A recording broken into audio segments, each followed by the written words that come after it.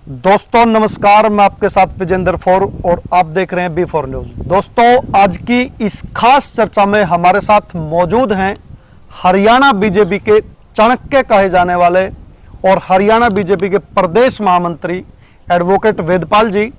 तो इनसे आज चर्चा करेंगे प्रदेश संगठन से जुड़े मुद्दों पर और मौजूदा राजनीतिक हालातों पर, क्योंकि मौजूदा राजनीतिक हालात की यदि हम बात करें तो आने वाला जो वर्ष है वो चुनावी वर्ष है और ऐसे चुनावी वर्ष के अंदर बीजेपी राष्ट्रीय कार्यकारिणी की बैठक जनवरी माह में अभी जो है दिल्ली के अंदर हुई है और 10-11 फरवरी को भी हरियाणा बीजेपी की प्रदेश कार्यकारिणी की बैठक जो है वो भिवानी के अंदर प्रस्तावित है।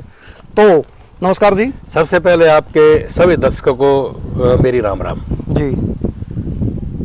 पिछले दौर की यदि हम बात करें, प्रदेश बीजेपी के कार्यकाल को 8 वर्ष से ज्यादा का समय जो हो चुका है, तो इसको आप किस नजरिए से देखते हैं? देखिए, ये जो पूरा का पूरा कार्यकाल है जो मुझे लगता है जी, उसमें जो वास्तव में पिछड़े हुए थे जी, वो किसी भी स्थिति के हों, किसी भी धर्म के हो, किसी भी जाति के हों, जी, उनको एक ऊपर उठाने का काम भारतीय जनता पार्टी की प्रदेश सरकार और केंद्र सरकार दोनों ने किया है।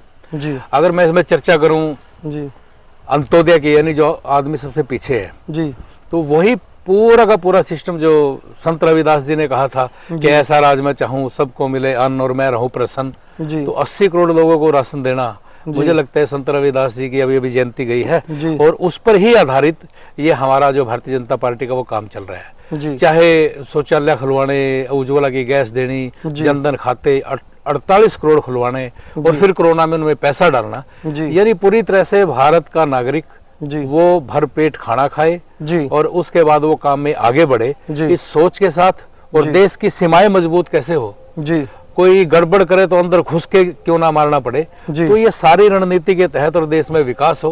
अब आप हाईवे की बात करो तो चारों तरफ हाईवे है जी, आपका समय पता नहीं चलता कि आप कब एक मंजिल से दूसरी मंजिल पहुंच गए। यानी रोड कनेक्टिविटी हो, चाहे एयर कनेक्टिविटी हो, चाहे रेल कनेक्टिविटी हो, और चाहे आम आदमी के विकास को ऊपर उठाने की बात हो, चाहे भारत की अर्थव्यवस्था को मजबूत करने की बात हो, इन सारी बातों को लेकर के, यानी नीचे से लेकर के ऊपर तक हर मुद्दे को लेकर के और उसको विकास से जोड़ना, यह भारतीय जनता पार्टी की मूल नीति है, इसी पर चल रही है। जी वेदपाल जी, आपने जिक्र किया रविदास जयंती का। अभी हाल ही में बजट आया है केंद्र सरकार का 1 फरवरी को, उसमें मनरेगा का जब हमने जिक्र किया तो उसको पढ़ा जब हम लोगों ने, तो मनरेगा का बजट इस बजट के अंदर घटा दिया गया है। और दूसरी तरफ यही बीजेपी सरकार है 3-3 जगह प्रदेश के अंदर जो है रैलियां करती है रविदास जयंती पे। तो ये दोहरा रवैया जो है पार्टी का, मुझे जो लगता है, क्योंकि मनरेगा के अंदर मैक्सिमम जो समुदाय है वो यहीं से आता है। ठीक प्रश्न है आपका। मनरेगा जो है वो डिमांड के आधार पर है जी, जिस प्रदेश में जितने डिमांड है जी, उस डिमांड के आधार पर उस बजट को तय किया जाता है जी। और मैं तो ये भी मानूंगा कि भाई ऐसा भी तो हो सकता है कि लोगों का जीवन स्तर उठाओ और मजदूरी दिहाड़ी से ऊपर भी लोग बहुत से अपना काम करने में लगे हैं जी, और बहुत से रोजगार नए सृजित हुए हैं जी। तो ये प्रदेशों से जो डिमांड आती है ये बजट उसके आधार पर होता है।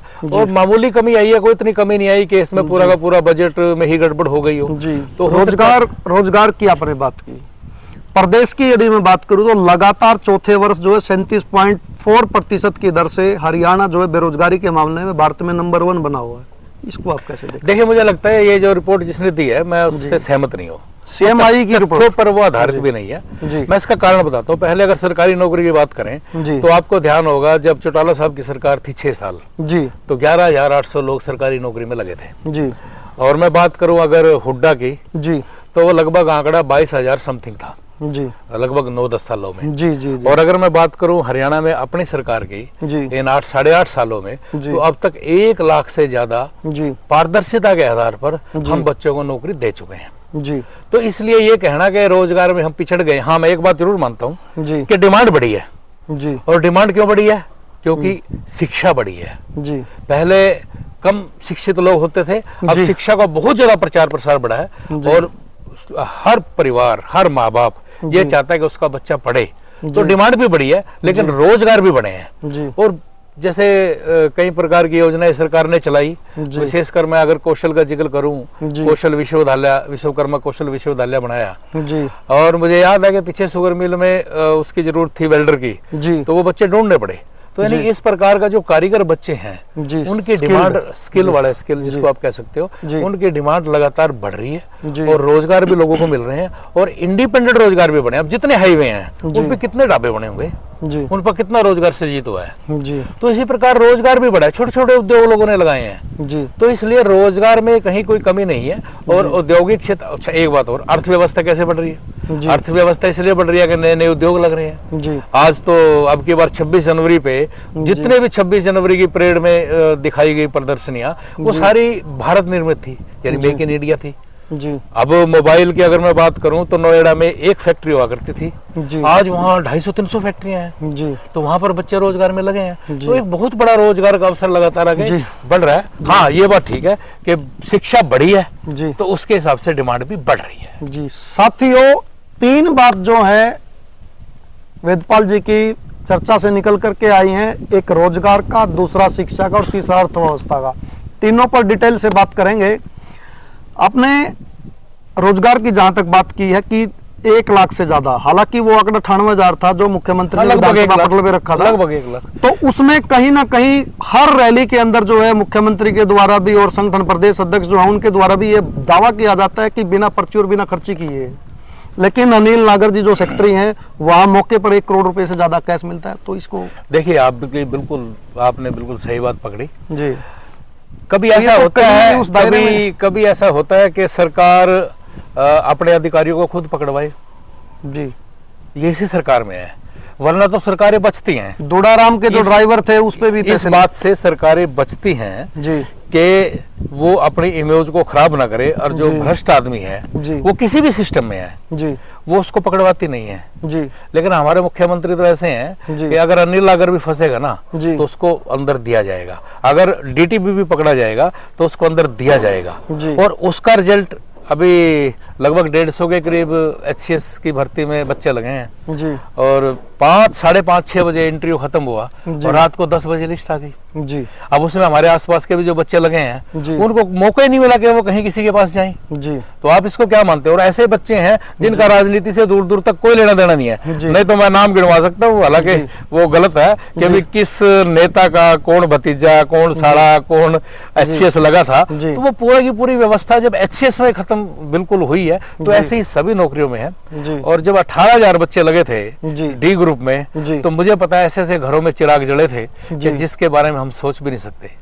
और एक बात और, पिछली बार जब HCS लगे थे तो मुझे याद है एक नाम अनुपमा मलिक जी, उसने हुड्डा की सरकार में टॉप किया था जी, लेकिन वो HCS नहीं लगी जी। और जब हमारी सरकार का नतीजा 2017 में आया तो उस वक्त उसका रैंक 6-7वें नंबर पे था जी। और जब मैं घर उसके बुक्का देने के लिए गया, उसकी माता जी को बुक्का दिया तो उसने कहा हमारी बेटी ये कह रही थी कि मैं किताबें चढ़ा दूंगी। हमने इसको कहा कि नहीं, तू पढ़। और अब की बार जैसे वो इंटरव्यू दे के आई वो तुरंत HCS सेलेक्ट हो गई जी। अनुपमा सांगवान जींद से है जी। तो ये इतनी बड़ी जो उपलब्धियां हैं, हाँ इसमें कुछ ना कुछ लोग गड़बड़ करने वाले होते हैं लेकिन उन पर पैनी नजर है और उनको किसी भी कीमत पर बख्शा नहीं जाएगा जी।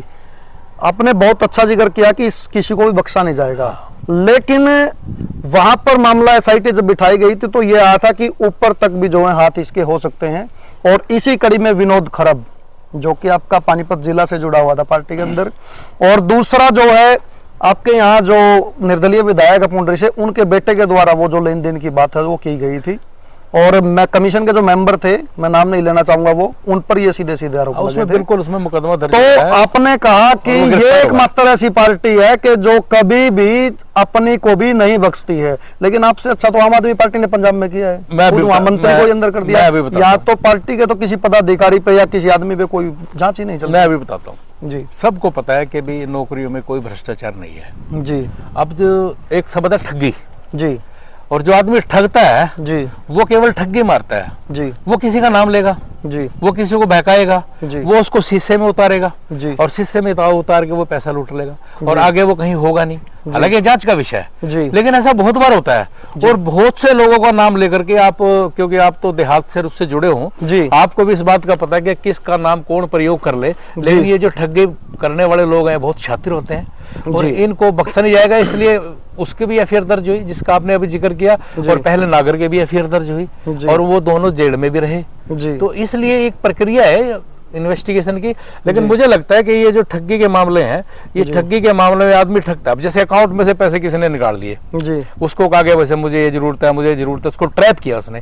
और बहुत बार बहुत समझदार आदमी भी जो लगता है मैं पूरा सियाना हूँ तो उसके भी खाते में से पैसे निकल जाते हैं। अभी एक मामला मेरे पास आया हुआ था कि जी मैं तो एक एक चीज को बहुत करता हूँ, उसने मुझसे कहा भी मुझे इस चीज के लिए ये चाहिए, कुछ चीज का बहाना बनाया उसने, और देखते देखते उसके खाते से 2-2.5 लाख रुपए निकल गए। तो वो ठगी करने वाला है। अब उस ठगी करने वाले में बैंक का क्या दोष, उस ठगी करने वाले में उसका क्या दोष, जो जिसकी ठगी हुई है। यानी ये जो ठग हैं, और ये कहा गया भी भगवान राम के टाइम में भी चोरी चिकारी तो होती थी।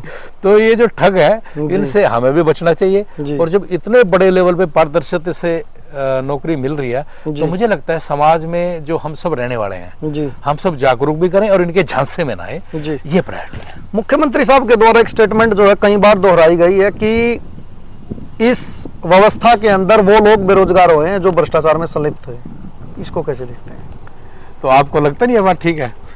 मैं देखो, मेरे को वो भी ठीक लगता है, लेकिन 37.4% की जो रेट है, मैं उसी और जिस कदर हरियाणा के युवा जो है, खासकर जो बौद्धिक जो संपदा प्रदेश की है, वो कैसे विदेशों की तरफ अपना रुख जो है वो अपना रही है, वो भी किसी से छुपी हुई है। वो भी किसी से छुपी हुई नहीं। वो एक करेज है। अब गांव में मैं देख रहा था कि हमारा एक रिश्तेदार है और 20 एकड़ जमीन है, लेकिन वो भी विदेश जा गया है। वो एक करेज है जी। और जब करेज बढ़ता है तो फिर एक टाइम लगता है उसको घटने में। अब जैसे आप हरियाणा में देखो, हरियाणा में जो स्पोर्ट्स के प्रति एक करेज है जी। एक गरीब घर का बच्चा भी जो जिसके माँ बाप दिहाड़ी करते हैं, वो भी जब खाड़े के आगे से निकलता है तो उसमें कूद पड़ता है वो जी। मैं अगर हमारी बेल्ट की जिक्र करूं तो हर गांव में 10-10 नेट लगे हैं वॉलीबॉल के, यानी हर गांव से एक वॉलीबॉल की टीम निकल जाती है जी। तो वो एक करेज है जी। आज कल विदेश का भी एक करेज है, लेकिन मुझे लगता है जो आर्थिक व्यवस्था या जो आर्थिक दुर्दशा अभी विदेशों में हो रही है और भारत की बढ़ रही है, तो वो दिन दूर नहीं है कि जब विदेशी भी भारत में आएंगे जी। ये एक दौर चलता है जी। अब वो दौर बदल रहा है जी।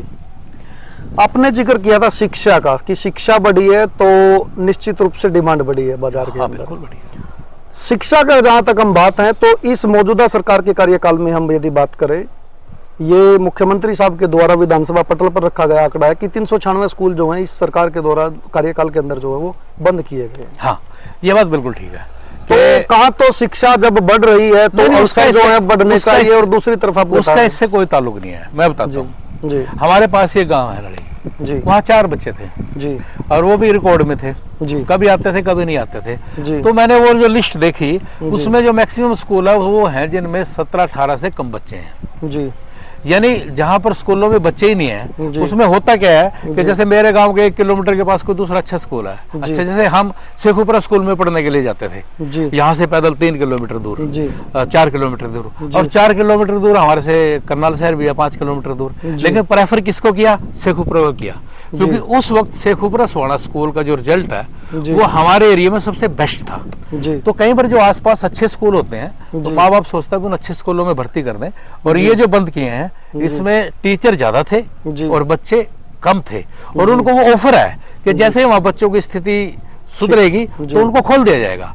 और जितने ज्यादा हाई स्कूल या +2 के स्कूल हमारी सरकार ने अपग्रेड किए हैं, कभी दूसरी सरकारों में किसी ने सोचा भी नहीं है। और अब तो स्पेशल बजट है, किसी स्कूल में कोई भवन की जरूरत हो, कोई कमरे की जरूरत हो, तो सीधा शिक्षा मंत्री को लिखो और वो अगले 2-3 महीने में वो भवन निर्माण शुरू हो जाएगा। और एक और व्यवस्था बदली है कोरोना काल के बाद, मुझे एग्जैक्ट आंकड़ा याद नहीं है, लेकिन लगभग 30% बच्चों ने सरकारी स्कूलों में ज्यादा दाखिला लिया है जी। वो ग्राफ बढ़ा है जी, प्रतिशत बढ़ा है, क्वालिटी स्कूलों की, सरकारी स्कूलों की सुधरी है।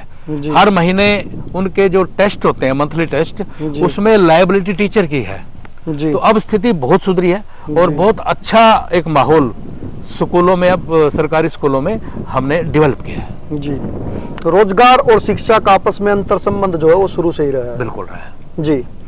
नहीं, रोजगार का शिक्षा बढ़ी तो डिमांड बढ़ी, लेकिन रोजगार का एक और है जी। तो रोजगार का होता क्या है कि अगर आप किसी बड़े घराना जी कि घर में कोई नौकरी का जिक्र करते तो बवाल खड़ा हो जाता है जी कि यार तू नौकरी करेगा, वो बिजनेस को प्रेफर करता है। हाँ बिजनेस कर। और अगर सामान्य परिवार में बिजनेस की बात होती है तो बवाल खड़ा हो जाता है कि यार कोई नौकरी देख ले जी बच्चे को, जी, कि जी, बेटे जी। कोई नौकरी देख ले, भाई कोई बिल्कुल, नौकरी देख ले। बिल्कुल, तो ये अंतर है, लेकिन अब इजाफा हो रहा जी। है। अब हमारे कितने ही, मैं देहात के बालकों की बात करता हूँ कि उन्होंने कितने अच्छे अच्छे, चाहे एग्रीकल्चर सेक्टर में हो जी और चाहे खेती का विकसित करने का तरीका हो, जी। या फैक्ट्रियों की तरफ हो या जी। दुकानों की तरफ हो, जी। अब बहुत ज्यादा इसमें रुझान बढ़ा जी। है। और आने वाले टाइम में लोग सरकारी रोजगार के साथ साथ जी जो निजी रोजगार है जी उसमें फिर सुविधाएं भी बहुत है, जैसे एमएसएमई है, जी। उसमें बहुत सुविधाएं मिलती हैं, जी रोजगार के अवसर मिलते हैं, जी। नए नए इक्विपमेंट स्टार्टअप स्टार्ट हो रहे हैं। जी। और स्टार्टअप्स का फायदा ये है कि जी। जो हमारी जो ग्रोथ पूरे देश की बढ़ रही है,